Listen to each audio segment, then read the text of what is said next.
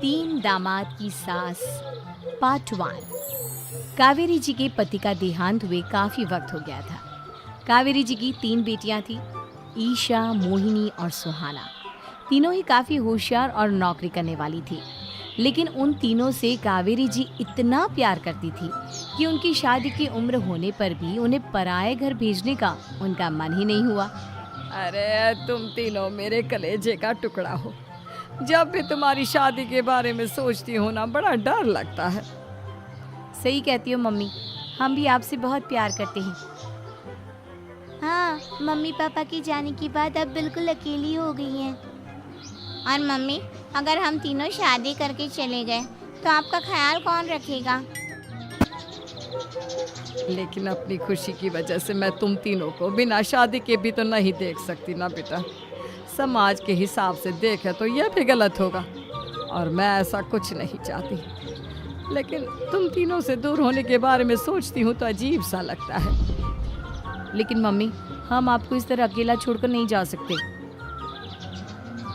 एक काम करते हैं मम्मी, शादी के बाद ना आप मेरे साथ मेरे ससुराल में चलना और मेरे साथ ही रहना। अच्छा, और तेरी सास मुझे रहने देगी तेरे ससुराल में? अरे बेटा, वहाँ ऐसा नहीं होता। बेटी की माँ कभी अपनी बेटी के ससुराल जाकर नहीं रह सकती। एक काम करते हैं माँ, आप ईशा और सुहानी की शादी कर दीजिए और मैं हमेशा आपका बेटा बनकर आपके साथ ही रहूँगी। मुझे नहीं करनी शादी। अरे मेरी बेटियाँ मुझसे कितना प्यार करती है, मेरी वजह से अपनी पूरी जिंदगी दांव पर लगाने को तैयार है। लेकिन मैंने ना इससे भी एक अच्छा उपाय सोचा है। क्या मम्मी? अगर आपके पास कोई सोल्यूशन है तो फिर क्यों परेशान हो आप? बताइए, क्या करना चाहती हैं आप? मैंने सोचा है कि अखबार में इश्तिहार देकर तुम तीनों के लिए 3 घर जमाई दामाद ढूंढ लूँगी। वैसे भी नौकरी तो तुम तीनों अच्छे से कर लेती हो, कमा भी अच्छा खासा लेती हो। कोई भी लड़का तैयार हो जाएगा तुमसे शादी करने के लिए। अरे मम्मी, ये हुई ना बात। इससे हमें आपसे दूर भी नहीं जाना पड़ेगा और आपको अकेला भी नहीं रहना पड़ेगा। हाँ मम्मी, ये बहुत अच्छा तरीका है। मैं तो कहती हूँ आज ही अखबार में ऐड निकलवा देते हैं। बिल्कुल, आज ऑफिस जाते वक्त मैं ये काम कर दूंगी। और कुछ ही दिनों के बाद कावेरी जी को 3 घर जमाई दामाद विवेक, सुमित और अविनाश मिल जाते हैं और वो उन तीनों लड़कों से अपनी तीनों बेटियों की शादी करवा देती है। शादी के कुछ दिन के बाद, अरे अब शादी हो गई, छुट्टियाँ खत्म, तुम तीनों जाकर नौकरी करो, कुछ काम करो। अरे मम्मी जी, कमाल करती हैं आप। अब घर जमाए इसलिए थोड़ी ना बनाए कि हम बाहर जाकर नौकरी करें। मम्मी जी, मेरा तो घर जमाई बनने का मकसद ही यही था कि कमाने वाली बीवी मिल जाए।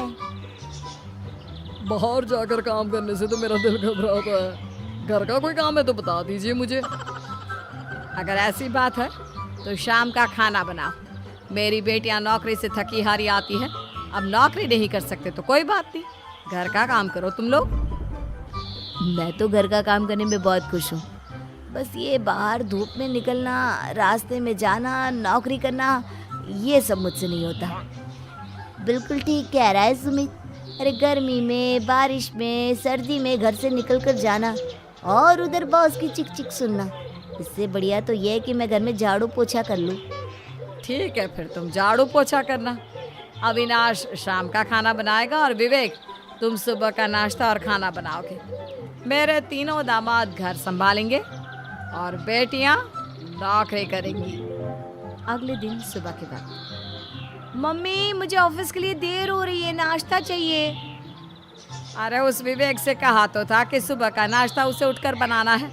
अभी जाकर देखती हूँ क्या कर रहा है विवेक। अभी तक सोया हुआ है क्या? सुबह के 10 बज गए हैं। सोने दीजिए ना मम्मी जी, क्या हमेशा हिटलर की तरह हाथ में डंडा लेकर खड़ी रहती हैं। मैंने कहा सीधे उठकर खड़े हो जाओ और जाकर नाश्ता बनाओ। लेकिन मम्मी जी, बिस्तर में से निकलते ही कोई नाश्ता कैसे बनाएगा? 2 मिनट वॉशरूम जाकर आता हूँ। बिल्कुल नहीं, सीधे रसोई में पहुँचो, मेरी बेटी को ऑफिस जाने में देर हो रही है। कुछ देर के बाद, हे भगवान, दोपहर के 12 बजे हैं लेकिन घर इतना गंदा पड़ा है। सुमित से कहा था मैंने समय पर झाड़ू पोछा कर देना। सुमित, कहाँ हो तुम? क्या हुआ मम्मी जी? सुबह की चाय तो पीने दीजिए। आप भी याद करती हैं, चिल्लाती ही रहती है। ये सुबह की चाय है या दोपहर की चाय? अगर तुम 12 बजे उठकर सुबह की चाय पियोगे तो क्या शाम का खाना रात के 3 बजे खाओगे? मम्मी जी चिल्लाइए मत, बताइए बात क्या है? अरे 12 बज चुके हैं, अभी तक झाड़ू पोछा नहीं हुआ। घर में देखो कितनी गंदगी है। अच्छा, तो आप इसलिए परेशान हैं। वो क्या है ना मम्मी जी, आज मेरे हाथ में दर्द हो रहा है। रात को उल्टी करवट से सो गया था, हाथ हिलाया भी नहीं जा रहा। कौन से हाथ में दर्द है दामाद जी? इस सीधे हाथ में मम्मी जी, हाथ हिल भी नहीं रहा है। विवेक, सुन लिया तुमने?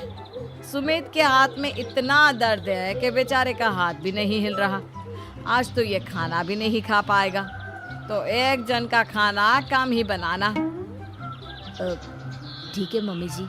अरे नहीं मम्मी जी, मेरे कहने का मतलब वो नहीं था। मेरा मतलब है खाना तो खाऊंगा ना। अरे लेकिन कैसे? हाथ तो हिल भी नहीं रहा है। अरे मम्मी जी, आपको ना किसी जेल में जेलर होना चाहिए था।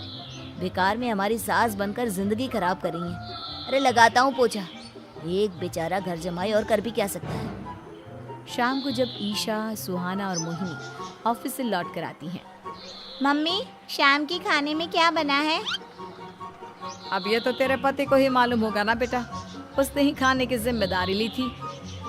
लगता है मम्मी आपने ये घर जमाए वाला तरीका अपनाकर मुसीबत मोल ले ली है। आपके तीनों घर जमाए कितने आलसी हैं।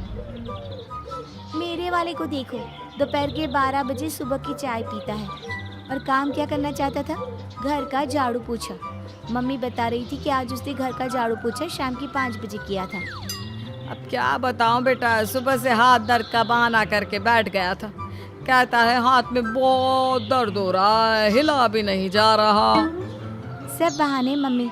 ये तीनों घर जमाए मिलकर ना बस बैठकर खाना खाना चाहते हैं, काम धाम तो बिल्कुल नहीं करना चाहते। अरे लेकिन ऐसे काम नहीं चलेगा ना, मुझे इन तीनों को सबक सिखाना ही पड़ेगा। अरे तो मम्मी, आप हिटलर से कम है क्या? आपने जब हम तीनों को सबक सिखा कर इतना लायक बना दिया, तो इन तीनों नालायक दामाद को भी आप कुछ न कुछ तो बना ही देंगी। हाँ मम्मी, बस अपने अंदर के हिटलर को बाहर लाइए और अपनी तीनों दामादों को अच्छी तरह से सबक सिखाइए। रही बात आपकी बेटियों की, तो हम तीनों तो हमेशा से आपके साथ हैं। अरे लेकिन बेटा, इस काम के लिए तुम तीनों को मेहनत करनी पड़ेगी। कैसी मेहनत मम्मी? ऑफिस में तो वैसे ही बहुत मेहनत करते हैं हम तीनों। अरे प्रेग्नेंट हो जाओ, प्रेगनेंसी का बहाना बनाकर कह दो कि तुम तीनों ने नौकरी छोड़ दी है 2 साल के लिए, और जब घर में खाने के पैसे नहीं होंगे तो अपने आप काम पर जाएंगे ये तीनों। वाह मम्मी, क्या आइडिया दिया है। मैं तो कल ही जाकर कहने वाली हूँ कि मैं प्रेग्नेंट हो गई हूँ। फिर देखना कैसे मेरा पति अविनाश भाग कर काम पर लग जाएगा। और फिर 2 दिन के बाद, सुमित, मैं ना प्रेग्नेंट हूँ और इसलिए अगले 2 साल के लिए मैंने अपनी जॉब छोड़ने का फैसला ले लिया है। विवेक, पापा बनने वाले हो तुम। अब से ना तुम्हें ऑफिस जाना होगा, क्योंकि मैं तो 2 साल के लिए छुट्टी पर चली गई हूँ। अविनाश, अब तुम्हें जिम्मेदारी संभाल लेनी चाहिए, वरना ये घर कैसे चलेगा। हम दोनों मम्मी पापा बनने वाले हैं। लेकिन कावेरी के तीनों आलसी दामादों पर अपनी बीवियों की बात का कोई असर नहीं हुआ। धीरे धीरे कावेरी जी को चिंता होने लगी, क्योंकि उनके प्लान के हिसाब से तीनों बेटियों ने ऑफिस जाना बंद कर दिया था। आखिर क्या तरीका अपनाएंगी कावेरी अपने आलसी दामादों को काम करना सिखाने के लिए? जानने के लिए सुनिए इस कहानी का पार्ट 2।